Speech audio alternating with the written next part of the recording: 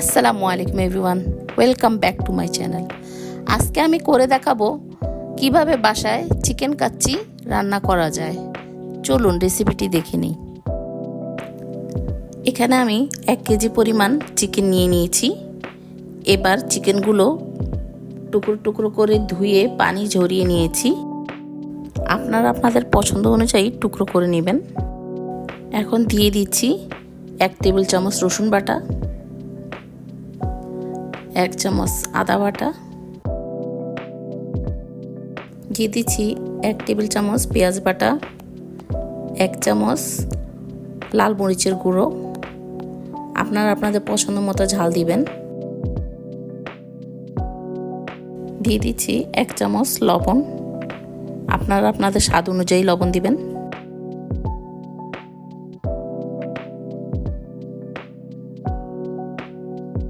এবার দিয়ে দিচ্ছি 1 চামচ টক দই।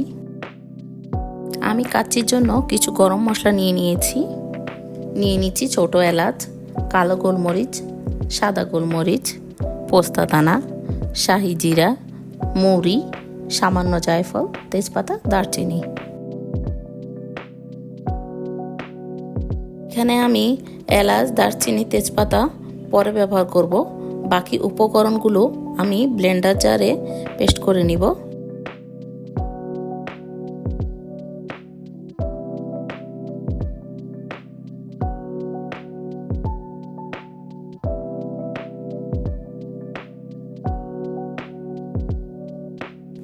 এবার দিয়ে দিচ্ছি পেঁয়াজের বেরেস্তা।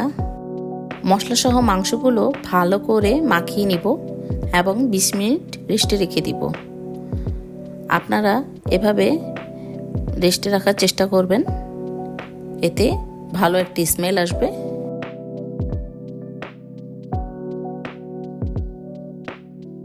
কাচ্চির জন্য আলুগুলো আমি বড় বড় সাইজে কেটে নিয়েছি। এটা ভালো করে ধুয়ে ঝরিয়ে নিয়েছি।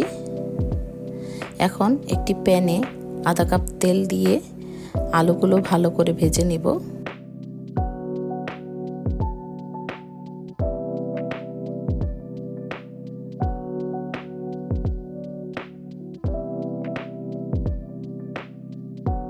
এবার দিয়ে দিচ্ছি সামান্য লবণ। এবার দিয়ে দিচ্ছি সামান্য জাফরানি রং।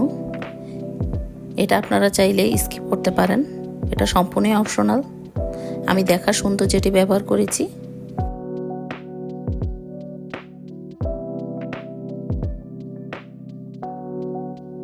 আমি অল্প পরিমাণ কিছু পানি ব্যবহার করছি আলুগুলো সিদ্ধ হওয়ার জন্য।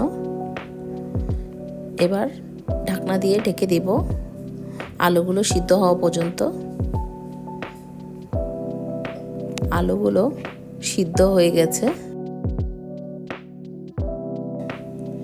এখন একটি পাত্রে আলুগুলো উঠিয়ে নিব। চুলায় একটি প্যান চড়িয়ে দিয়েছি। দিয়ে দিচ্ছি 1 কাপ পরিমাণ তেল। দিয়ে দিচ্ছি এলাচ, দারচিনি, তেজপাতা। এখন এগুলো একটু ভেজে নিব।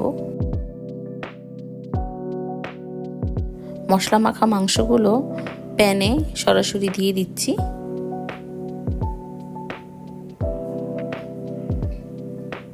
এখন মাংসগুলো ভালো করে কষিয়ে নেব।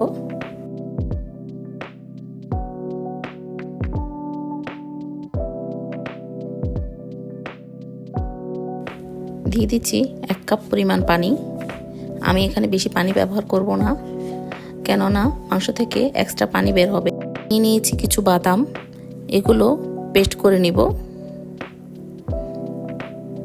আবারও ভালো করে মাংসগুলো কষিয়ে নিতে হবে। এবার একটি ঢাকনা দিয়ে ঢেকে দিচ্ছি। দিয়ে দিচ্ছি গোটা কয়টি কাঁচামরিচ। আমার মাংস থেকে এক্সট্রা তেলগুলো বের হয়ে গেছে, মাংসগুলো ভালো করে সিদ্ধ হয়ে গেছে। আমি 1 কেজি পরিমাণ পোলাও চাল ব্যবহার করেছি। চালগুলো ভালো করে ধুয়ে ঝরিয়ে নিব। এরপর একটি প্যানে 1 কাপ তেল দিয়ে দিয়েছি। দিয়ে দিচ্ছি কিছু শাহি জিরা। এখন এটি হালকা করে ভেজে নিব। ঝরিয়ে রাখা চালগুলো তেলে ভালো করে ভেজে নিব।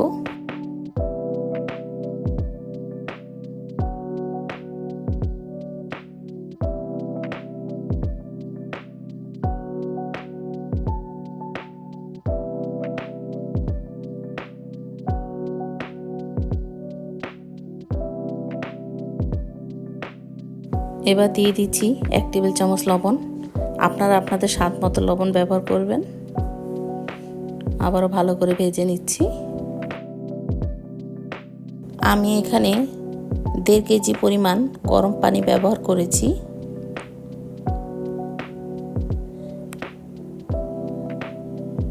দিয়ে দিচ্ছি 1 চামচ গুঁড়ো দুধ। ভালো করে নেড়েচেড়ে ঢাকনা দিয়ে দিব এবং চুলার আঁচটা একেবারে লো ফ্লেমে থাকবে।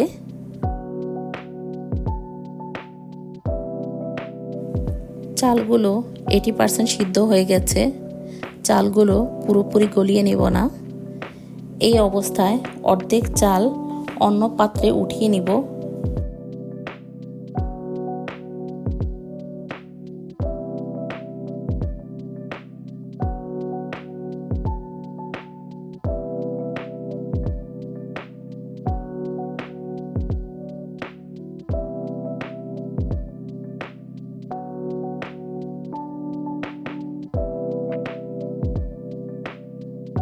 এখন মাংসগুলো চালের ওপর বসিয়ে দিব।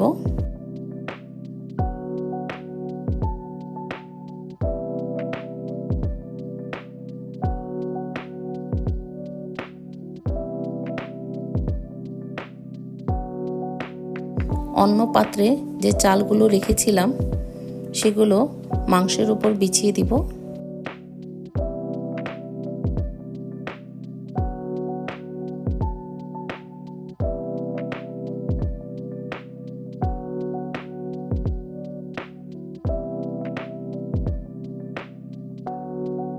চালের উপর ভাজা আলুগুলো বিছিয়ে দিব।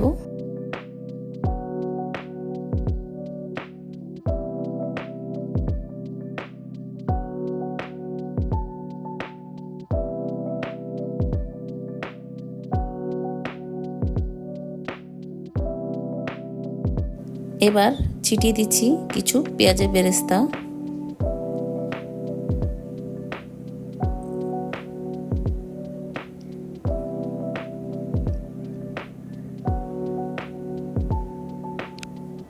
দিয়ে দিচ্ছি 1 চামচ ঘি আর দিয়ে দিচ্ছি কিছু জাফরানি রং। এবার লো ফ্লেমে চালগুলো ভালোভাবে সিদ্ধ হতে দিব। আমার কাচ্চি রেডি। মাশাআল্লাহ, খুব সুন্দর গ্রান বের হচ্ছে। খেতেও খুব মজাদার হয়েছে। আমি একটি প্লেটে পরিবেশন করে দেখাচ্ছি। ভিডিওটি ভালো লাগলে অবশ্যই লাইক অ্যান্ড সাবস্ক্রাইব করতে ভুলবেন না। Thanks for watching.